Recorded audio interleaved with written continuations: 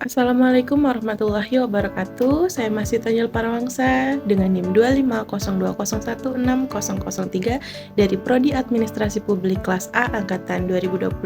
Jadi di dalam video kali ini saya akan mempresentasikan hasil esai yang ditujukan untuk memenuhi tugas dari mata kuliah Sistem Administrasi Negara Indonesia. Baik, jadi langsung saja saya akan mempresentasikan hasil analisis saya yang berjudul Inkrementalisme dalam Perjalanan Transformasi Jaminan Kesehatan Nasional, Pelajaran dari Implementasi di Indonesia. Nah, jadi sebelum tahun 2014, untuk sistem jaminan kesehatan yang ada di Indonesia ini masih cukup terfragmentasi atau masih terpecah-pecah gitu. Nah, program jaminannya itu masih berjalan masing-masing dan terpisah. Contohnya ini ada PT Askes. PT Askes ini memang hanya ditujukan untuk pegawai negeri sipil. Lalu ada Jam Sostek ini untuk swasta. Lalu ada Jam Kesmas dan Jam Kesde ini hanya untuk masyarakat yang memang dinilai kurang mampu gitu.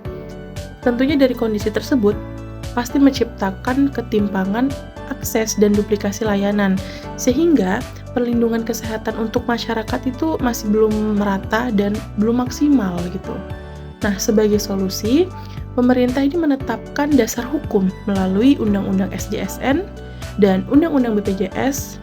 Di tahun 2014, Program Jaminan Kesehatan Nasional atau JKN ini dia resmi diluncurkan untuk menyatukan berbagai skema tersebut.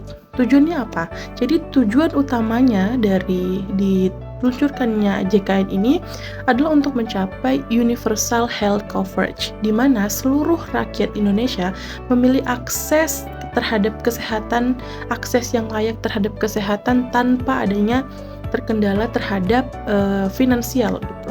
Jika dianalisis secara kebijakan publik, transformasi JKN ini tidak dilakukan secara fundamental, melainkan melalui pendekatan inkremental.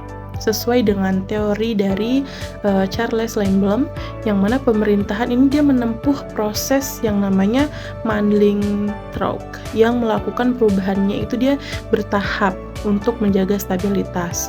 Hal ini terlihat dari kepesertaan yang mulai diperluas secara bertahap, kayak mulai dari kelompok masyarakat yang kurang mampu, pekerja formal, hingga akhirnya dia bisa mencakup sektor mandiri. Pendekatan ini memungkinkan pemerintah untuk menyeimbangkan kebutuhan perubahan dengan stabilitas sosial dan ekonomi yang ada. Dalam praktik implementasi JKN ini tentunya dia melibatkan berbagai aktor seperti Kementerian Kesehatan, BPJS, DPR, hingga asosiasi profesi. Di sini tuh terjadi proses kompromi politik demi menjaga keharmonisan publik gitu. Contohnya, penyesuaian iuran itu seringkali dilakukannya secara hati-hati atau bahkan ditunda untuk menghindari gejolak sosial. Meskipun di sisi lain, program ini tuh menghadapi ancaman defisit anggaran. Namun, pendekatan yang bertahap ini juga tentunya menyisakan hambatan gitu. Nah, masalah utamanya ini dia adalah defisit dana jaminan sosial. Karena penyesuaian iuran itu seringkali tidak sejalan dengan lajunya inflasi biaya dari kesehatan tersebut. Nah, selain itu masih ada terjadi ketimpangan infrastruktur kayak vaskes dan tenaga medisnya ini masih terpusatnya banyaknya di Pulau Jawa. Nah, sehingga dari layanannya itu masih belum sepenuhnya bisa merata. Selanjutnya saya akan menyampaikan hasil lembar kerja yang sudah diberikan. Yang pertama itu diminta untuk menjelaskan dasar dari model inkremental. Nah, jadi model inkremental itu dikenalkan oleh Charles Lindblom pada tahun 1959 melalui teori Mandelbrot. Intinya, kebijakan itu tidak dibuat secara besar-besaran langsung gitu, tetapi dilakukannya dia secara bertahap. Jadi dari kebijakan yang baru itu hanya dirubah sedikit atau dibedakan sedikit dari kebijakan sebelumnya. Nah, pembuat kebijakan itu juga tidak menganalisis semua pilihannya secara lengkap, tetapi dia fokus pada pilihan yang realistis, yang prosesnya lebih banyak melalui musyawarah dan kompromi gitu. Jadi pendekatan inkremental ini bisa dibilang praktis dan fleksibel karena kebijakannya bisa diperbaiki dan disesuaikan jika dalam kebijakan tersebut ada masalah gitu. Nah, yang kedua itu ada kelebihan dan kekurangan. Untuk kelebihan dalam model incremental ini, dia cukup realistis dan mudah diterapkan karena hanya mengubah sedikit dari kebijakan yang sudah ada sebelumnya.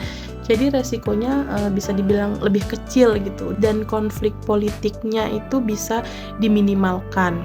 Selain itu sifatnya yang fleksibel karena bisa dievaluasi secara bertahap dan biasanya lebih mudah diterima oleh berbagai pihak. Sedangkan untuk kekurangannya, perubahan yang dihasilkan dari proses incremental ini cenderung lambat.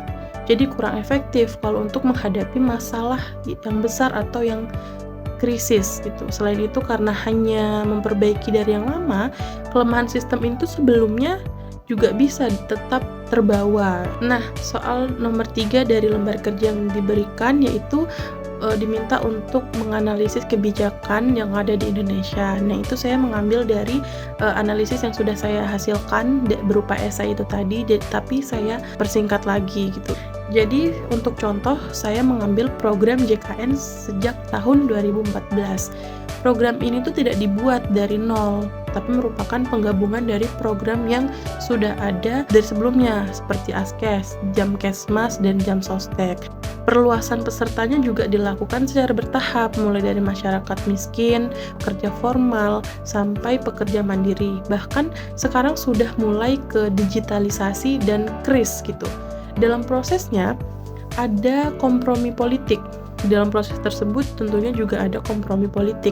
Misalnya saat Mahkamah Agung membatalkan kenaikan iuran, pemerintah itu menyesuaikan kebijakannya lagi. Hasilnya jumlah pesertanya itu meningkat cukup besar, walaupun memang masih ada masalah dari defisit anggaran. Selanjutnya untuk soal yang nomor 4, ada beberapa faktor yang mempengaruhi proses incremental ini. Yang pertama, dia ada keterbatasan sumber daya seperti anggaran dan fasilitas kesehatannya.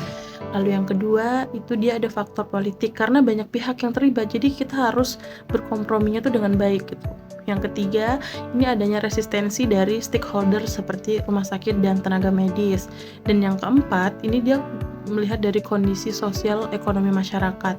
Misalnya masih banyak masyarakat miskin sehingga perlu bantuan secara yang bertahap gitu.